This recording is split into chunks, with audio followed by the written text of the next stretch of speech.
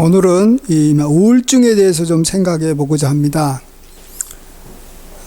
오늘 시편 이 16편은 우울증에 대한 이 해결책을 우리한테 보여주는 그런 시편이라고 제가 보여집니다. 제가 요즘에 삼당학 공부를 하고 있는데 우울증을 이렇게 하나님 안에서 해결할 수 있어야지, 그렇지 않고 다른 방법으로 해결하려고 하면 방법이 없는 것 같아요. 그런 면에서 오늘 좀 시편 16편이 우리의 마음을 기쁘게 하고 또 우리의 마음을 새롭게 하는데 큰 은혜가 되고 또 힘이 되기를 바랍니다. 우리는 보통 이 우리를 우울하게 만드는 것이 뭘까 생각해 보면 우리한테 이 어려움은 다 닥쳐오게 돼 있는데, 그러한 어려움을 이렇게 해결해 줄 수 있는 그러한 이 도움이 되는 것이 없을 때 사람들이 우울해하는 것을 보게 됩니다. 그러니까 우울의 강도가 이 어떤 우리에게 닥치는 이 어려움의 강도로 인해서 세지는 것도 있지만, 그러나 그것을 해결할 수 있는 그러한 피난처가 있고 해결책이 있으면 우울에서 좀 벗어날 수 있는데, 그런 것이 안 보일 때 굉장히 사람들은 두려워하고 우울해지는 거죠. 그 다음에 우리가 좀 우울해지는 이유는 우리의 이 마음을 이렇게 터놓고 지낼 수 있는 그러한 사람이 없을 때, 외로울 때 우리는 우울해집니다. 근데 이런 것들에 대해서 오늘 시편은 해결책이 있다라고 우리에게 말해주고 있습니다. 또 우리가 또 생각해 볼 수 있는 우울은 내 상황이 참으로 너무 안 좋다고 여겨질 때, 이미 남들은 잘 나가는데 나는 그렇지 못하다고 생각할 때 참 우울해집니다. 그리고 또 마지막으로 우리가 보통 언제 우울해지냐 그러면 남한테 뭔가 교훈을 받는다고 생각할 때, 좋은 말로 교훈이지, 우리가 사람한테 어떤 이 교훈을 받으면 꾸지람을 듣는다. 한마디로 내가 이 잘못된 것을 이렇게 저 사람한테 이렇게 이 발각이 돼가지고 저 사람이 나를 이렇게 나무란다, 이런 생각이 들면 사람이 우울해집니다. 그래서 우울해지는 사람의 특징이 뭐냐 그러면 혼자 가는 거예요. 혼자 있으면 안 된다는 거 알면서도 자꾸 혼자 있으려고 그래요. 왜 그래요? 혼자 있으면 누가 자신의 삶에 간섭을 안 하니까. 한마디로 말하면 누가 내가 어떻게 살든 이렇게 살아라 저렇게 살아라 가르치지 않는다는 거예요. 그러니까 자기가 우울해지지 않으려고 혼자 사는 거예요. 근데 이제 그게 온전한 해결책이 아니기 때문에, 그것 때문에 이제 사람이 주변에 없으니까 더 우울해지는 거죠. 자, 이런 것들 외에도 몇 가지 우울해지는 이유가 있겠지만, 이런 것들을 우리가 오늘 시편 16편을 통해서 우리가 하나하나 하나님께서 보여주신 그러한 해결책을 생각해 봤으면 합니다. 먼저 우리 여기 1절 보시면 하나님이여 나를 지켜주셔서 내가 주께 피하나이다, 이렇게 고백합니다.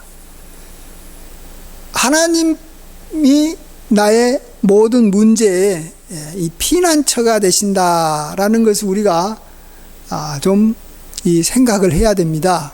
우리가 이것을 우리 그리스도인들이 저도 늘 고백하고 있다고 하지만 실제 이것을 우리가 잘 안 믿을 때가 많아요. 우리에게 이 닥치는 어려움이 아무리 강해도 하나님은 더 강하신 분이기 때문에 사실 우리에게 닥친 어려움으로 인해서 우울해질 이유가 없어요. 어떤 사람은 나는 너무 힘들어서 어쩔 수 없다라고 말하지만 그건 하나님에 대해서 모르기 때문에 그런 거예요. 어떤 사람이 200억을 이렇게 빚지게 됐다고 생각해 보십시오. 200억이면 참 자기가 돈 벌어서 이렇게 갚기가 힘듭니다. 그런데 우리나라 부자들 다 보면 200억 이상의 이렇게 빚진 부자들 굉장히 많습니다. 하나도 문제가 안 되는 것은 그런 재벌들의 빚은 이 자기하고 이렇게 이 거래를 하는 은행에서 언제든지 갚아준다라는 걸 알기 때문에 200억 빚지면 또 200억 빌려가지고 때가 되면 이렇게 갚으면 되는 거예요. 근데 이 평범한 사람들은 200만 원, 뭐 한 500만 원만 빚져도 그것 때문에 망하는 사람도 굉장히 많아요. 그렇잖아요? 500만 원 그 빚을 못 갚으니까 자꾸 이렇게 이게 사채업자들한테 시달림을 당하고 또 이게 돈을 이렇게 이 깡패들한테 이렇게 부탁한 것 때문에 이 시달리다가 목숨을 끊는 경우가 굉장히 많아요. 보십시오. 200억이냐 뭐 200만 원이냐 이게 중요한 게 아니에요.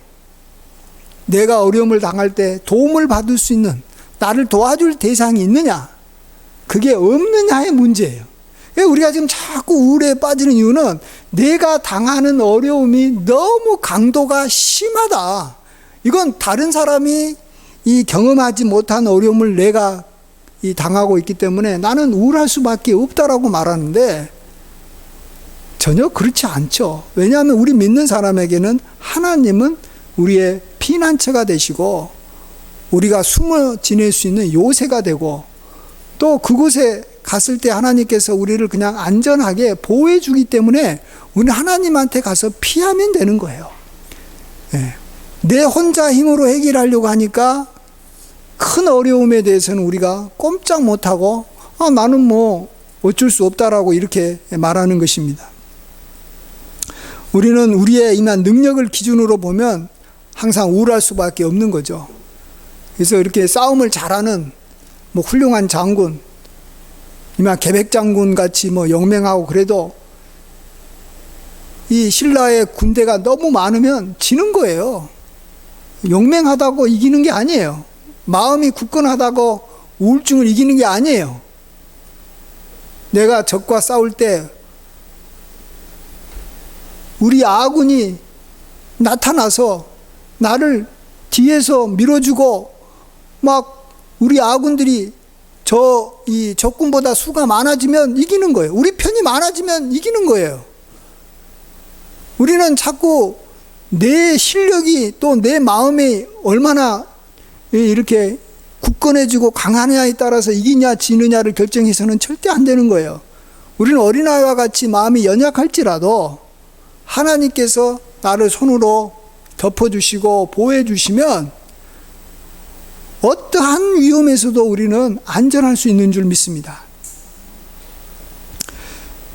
나아가서 우리가 하나님을 이렇게 피난처라고 여길 때 그 피난처가 굉장히 여기면 열악한 상황으로 생각할 때가 많아요. 내가 어려움을 당하니까 나는 하나님께 피해도 열악할 수밖에 없다. 마치 전쟁이 일어나면 우리가 이 지하 이렇게 여기만 뱅크 같은데 지하 이렇게 이 대피소에 들어가면 그곳에는 이 먹을 게 없고 비상식량밖에 없잖아요. 물 하나하고 뭐 먹을 수 있는 라면 같은 거 뭐 이런 그런 거밖에 없듯이 우리가 하나님 앞에 피할 때 하나님이 그 정도밖에 안 된다고 생각할 때가 굉장히 많습니다. 우리가 피난처에 대한 어떤 이미지가 너무 부정적이에요. 근데 그렇지 않아요. 하나님이 우리의 피난처가 되면 그것은 우리 집보다도 좋은 거예요. 하나님의 피난처가 되면 그것은 내가 지금까지 지냈던 어떤 것보다도 더 안락하고 풍요로운 것이에요.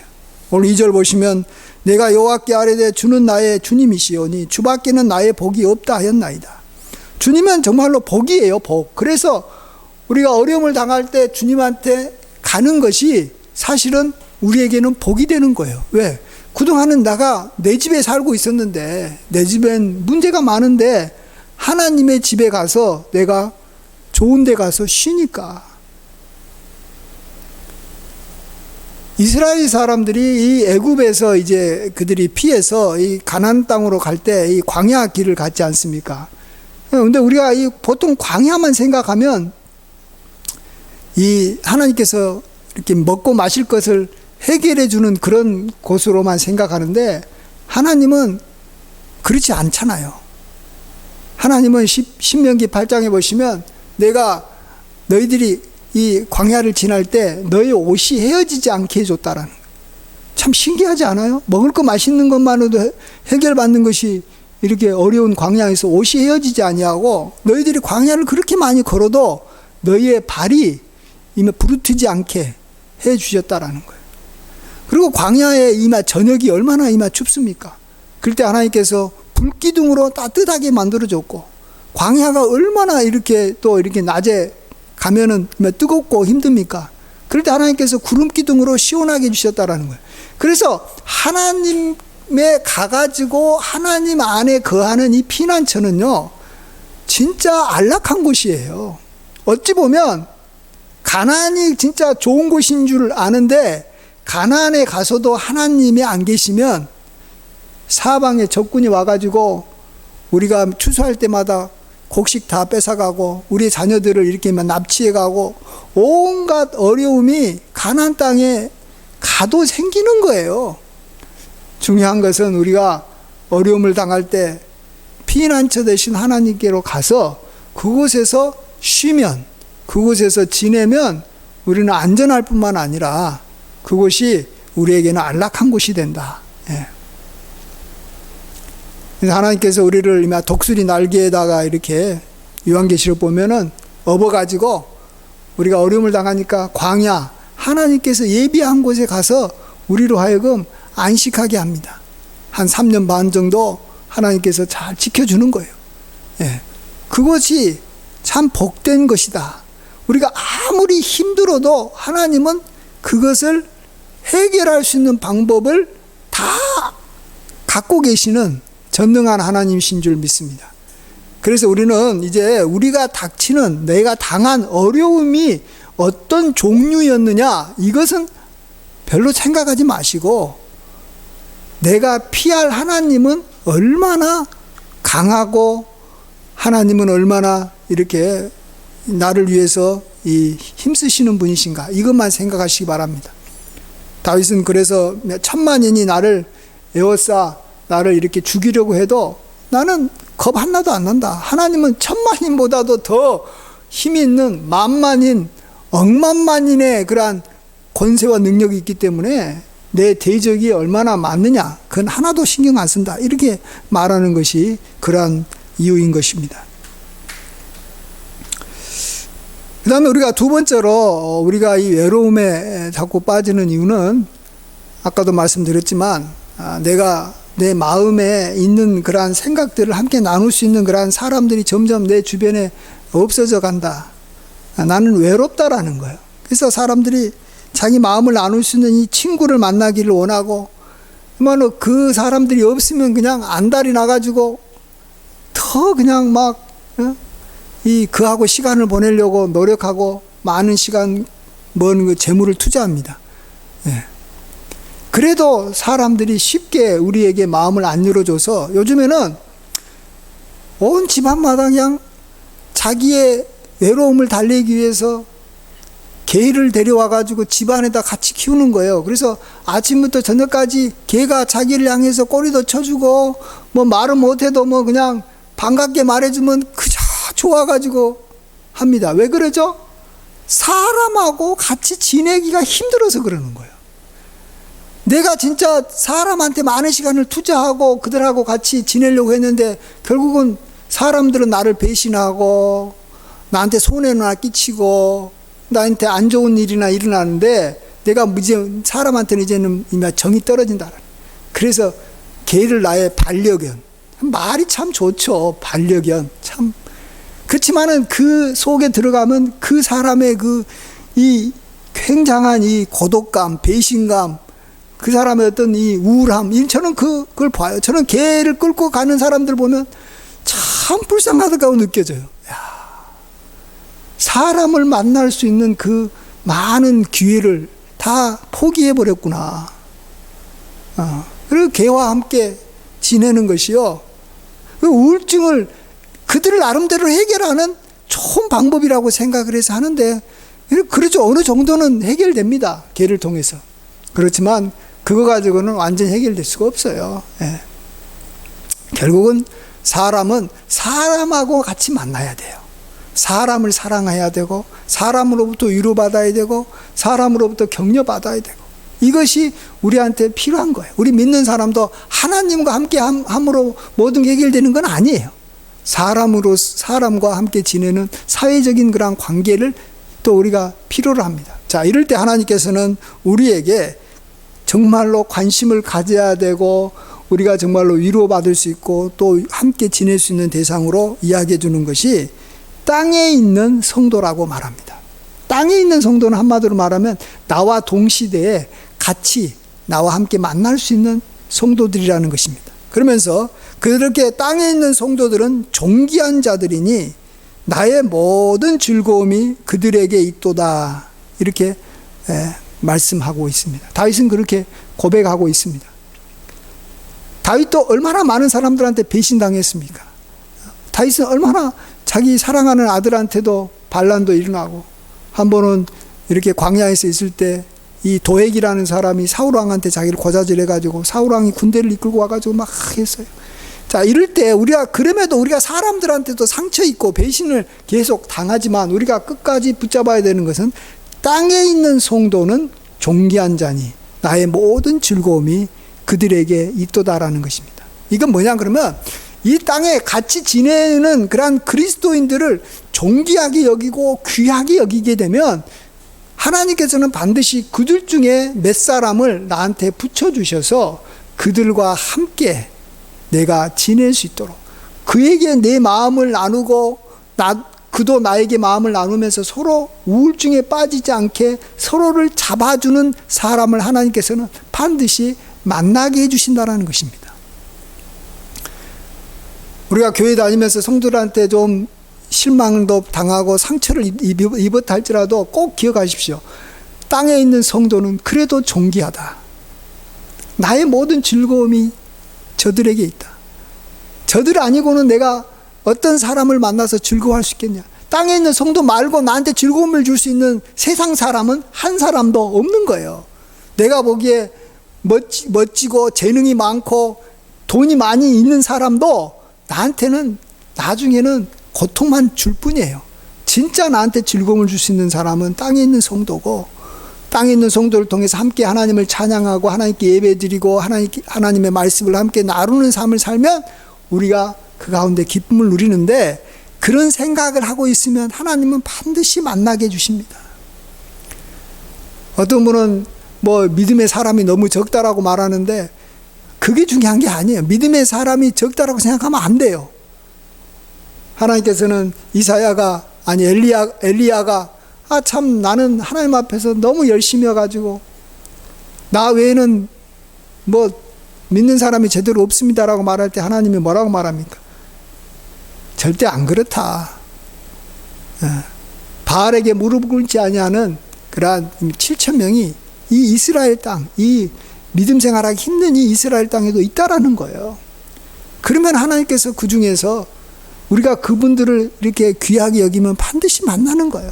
그래서 우리 그리스도인이 정말로 이 땅에 있는 성도들 귀하게 여기면 성도들끼리 모이는데 또 예배 드리는데 우리가 시간을 내서 가게 되는 거예요. 그러면 그곳에 가서 함께 그리스도인들하고 지내다 보면 하나님께서 반드시 함께 지낼 수 있는 사람을 만나게 주는 거예요. 네. 근데 그렇지 않고 그냥 나 혼자서 알아서 하나님 찾고 예배 드리고 나 혼자서 신앙생활 하겠다 그러면 그 사람은 결코 외로움을 이길 수가 없어요. 외로움 가운데 힘들 수밖에 없지 않겠습니까? 자, 그 다음에 우리 세 번째로 우리가 이 현실적으로 어렵다라는 거예요. 현실적으로 나는 굉장히 가난하고 현실적으로 나는 내가 원하는 일을 잘 안 돼가지고 사업이 망하고 굉장히 어렵다라는 거예요. 그래서 나는 외롭다라는 거예요. 야, 여러분 이런 문제를 어떻게 해결해야 됩니까? 우리가 항상 형통할 수만은 없잖아요. 형통한 날보다는 우리에게는 공고한 날, 어려운 날, 힘든 날이 더 많을 수도 있고요. 계속해서 그런 것들이 우리에게 다가오는 거예요.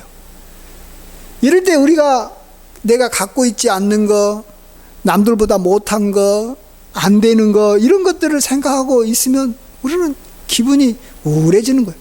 요즘에는요 우울증이 안 생길 수가 없는 게 이 집값이 막 올라가면 집을 안 갖고 있는 사람은 우울해지는 거예요. 그냥 그 자체로 우울해지는 거예요.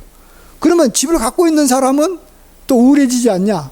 아니, 나는 지금 이 강북에서 이 한 2억 정도밖에 못 벌었는데, 아니 어떤 놈은 강남에서 10억을 벌었다네? 우울해지는 거예요. 집을 갖고 있어도 우울해지는 거예요.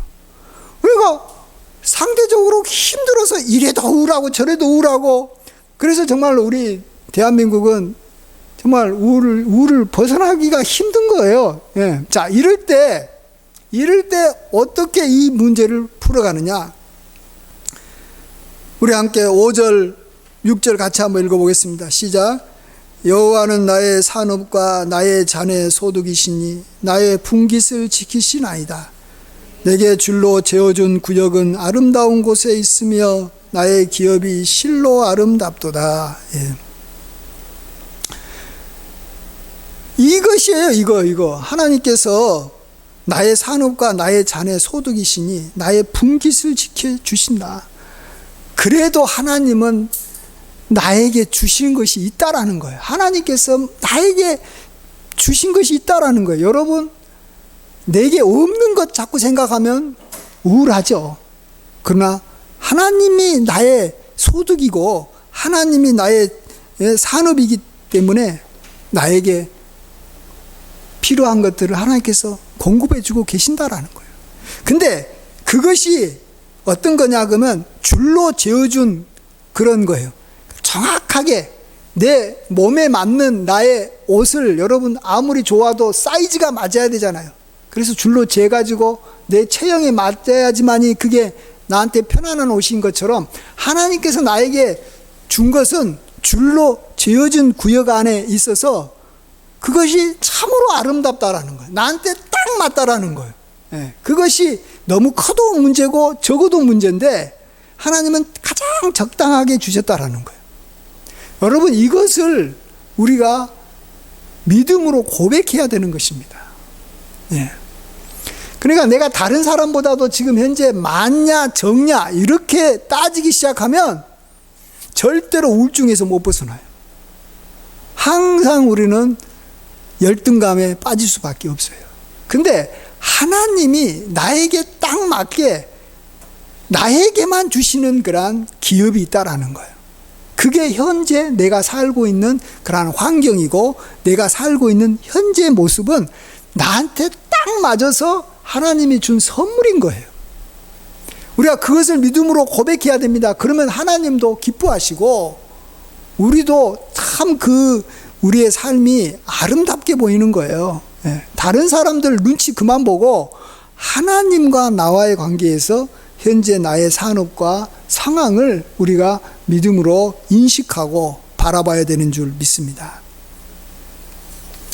그 다음에 마지막으로 우리가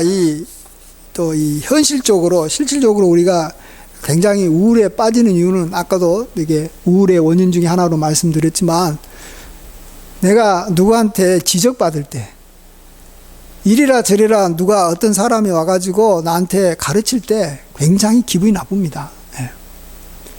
심지어 부모가 이야기해도 그러고 선생이 이야기해도 그러고 심지어 어떨 때는 정말로 당연히 네가 잘못했고 저 사람이 정말로 어른이 그래도 기분 나쁜 거예요. 요즘에 군대에서는 상관이 그 부하에게 지시를 내려도 기분 나쁜 거예요. 요즘에는. 그래서 이제 근데 저는 그걸 보면서 맞다.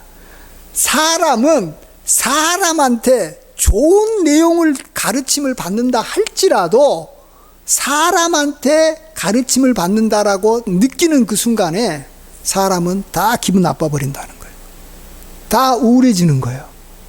그런데 하물며 좋은 것을 지적받아도 우울해지는 판에 아니 나쁜 죄를 지어서 지적받아도 우울해지는 판에 말을 지금 헷갈린데 나에게 교훈을 준 사람이 누구든 간에 사람한테 받아도 기분이 나쁜 판에 나의 잘못까지 들추어내가지고 지적을 받았다?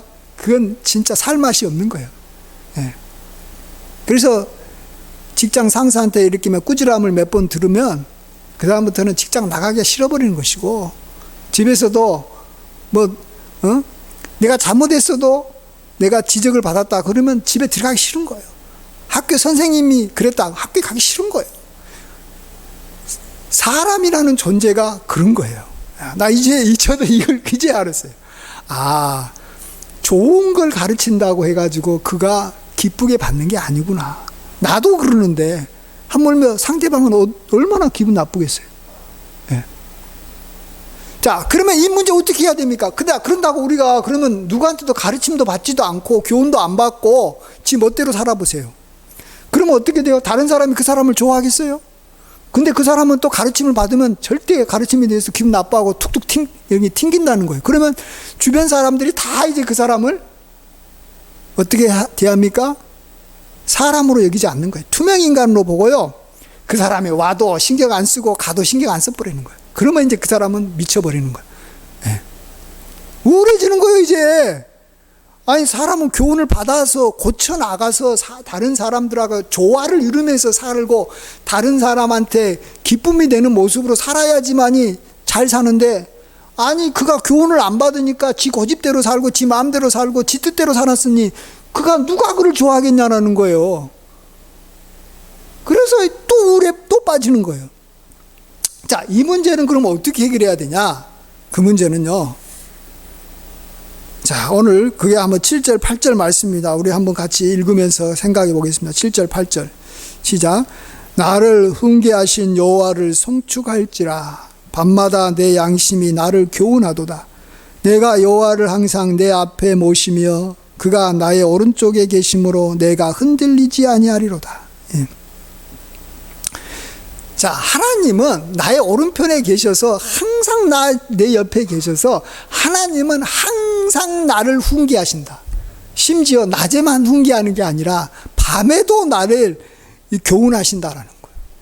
여러분, 이것을 믿어야 됩니다.